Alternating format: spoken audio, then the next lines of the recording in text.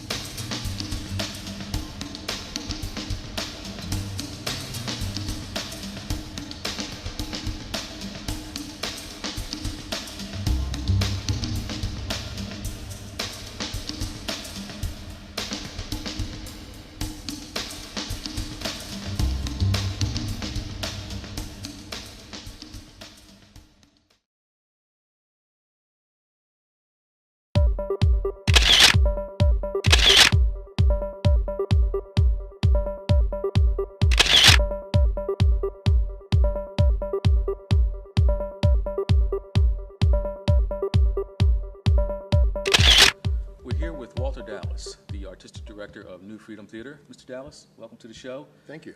Tell us about New Freedom Theater. What is New Freedom Theater? New Freedom Theater is a Philadelphia institution.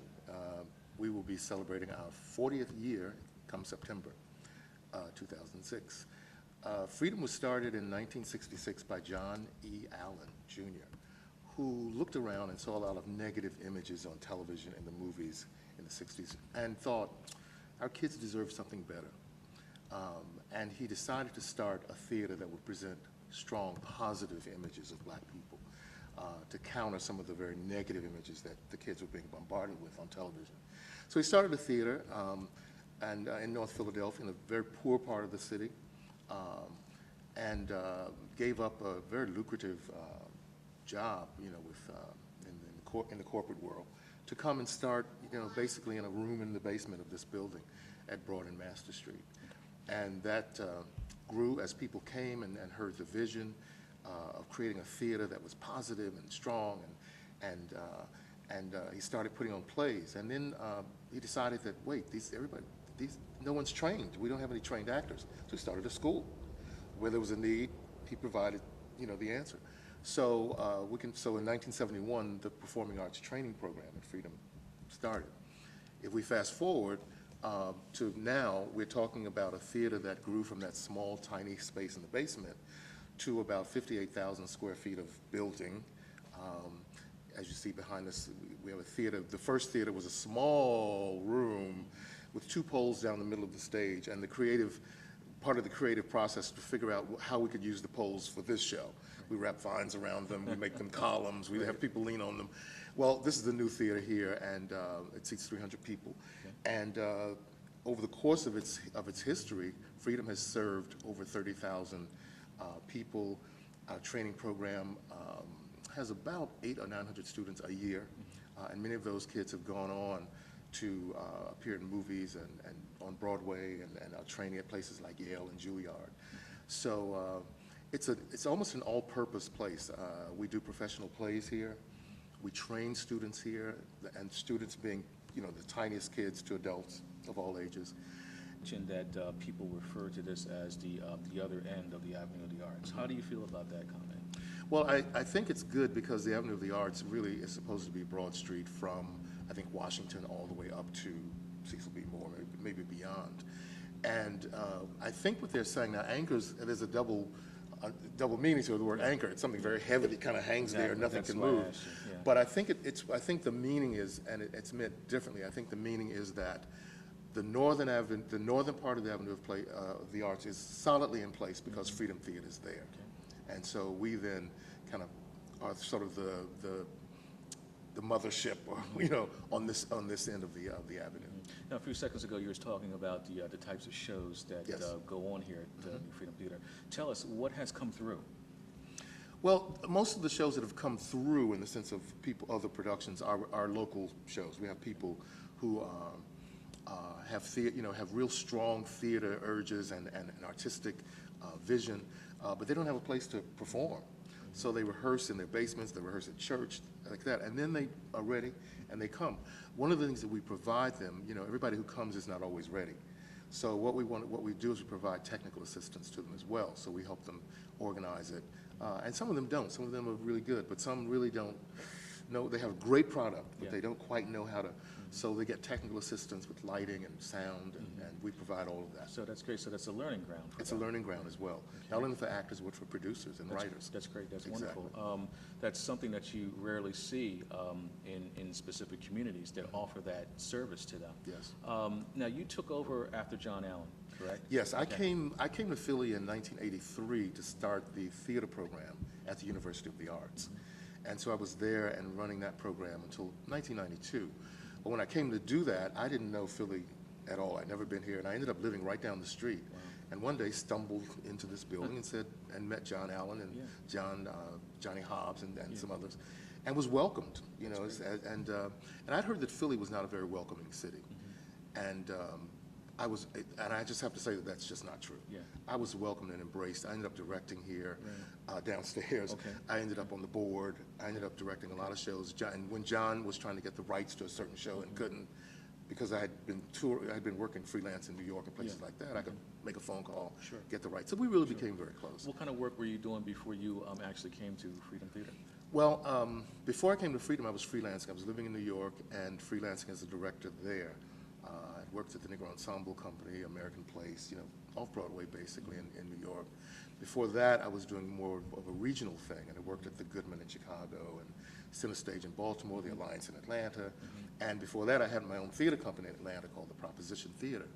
And we actually, after I left Atlanta to do these other things, we actually celebrate Proposition Day. Maynard Jackson gave us a proclamation, and I forget what date it was, September something was Proposition Theater Day. And to this day, years after, the Proposition members are still in touch, and we kind of touch base on that day.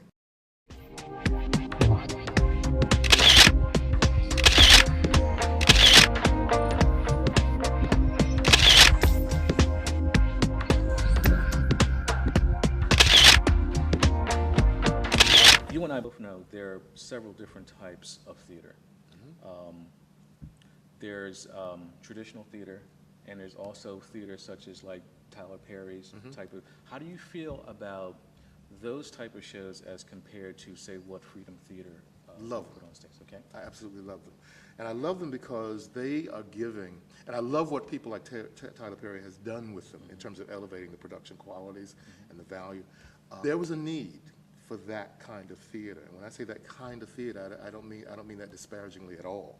But that, if we talk about traditional versus that, then that's what I mean. Because there are people who, for some people, the word theater is a barrier. The word theater, I don't want to go to the theater, like say play. I want to go somewhere and have fun. Have fun. And so they go see Medea's Reunion or whatever, and they have fun. And guess what? They're in the theater.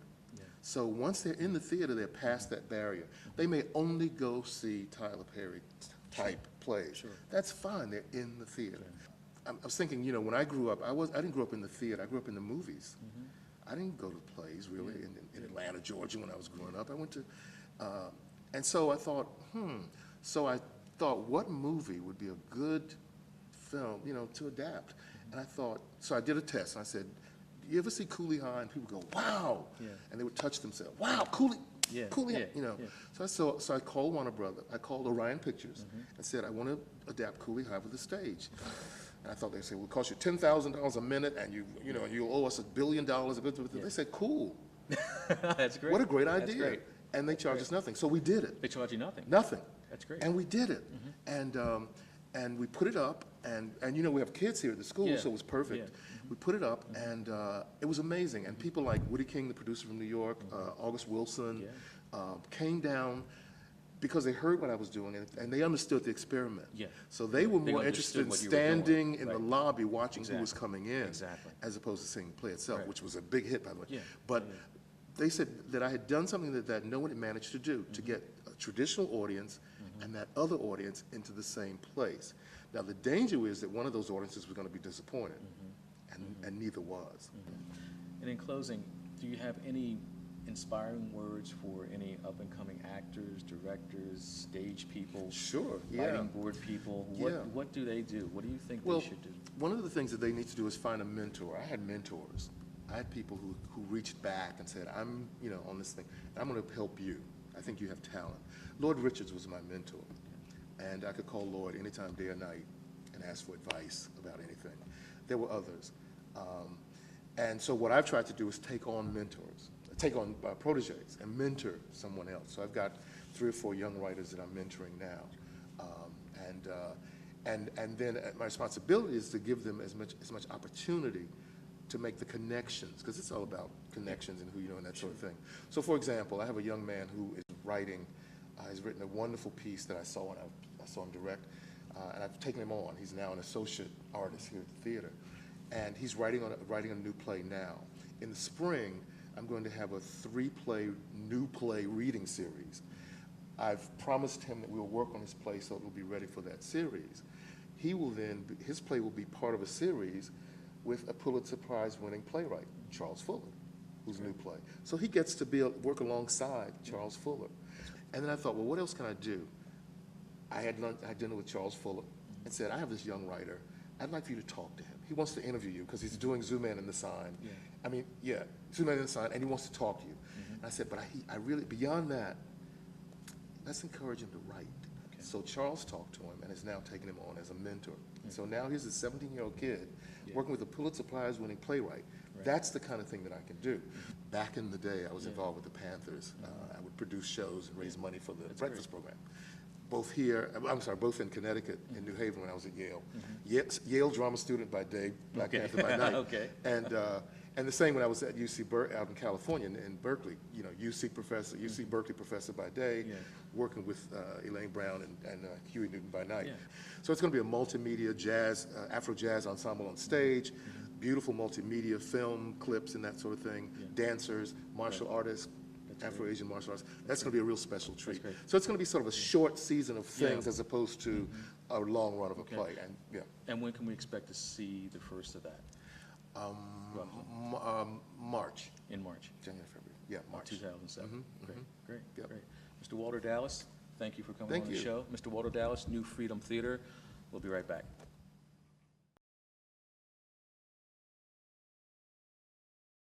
If you need a TV commercial, give director Tony Lankford a call at 215-253-1677. Watch The Real with your host, Nanette Lankford. Real-life issues about everyday people. The Real. There's a guy in Texas building his own rocket in his backyard. This guy is planning on launching himself into orbit.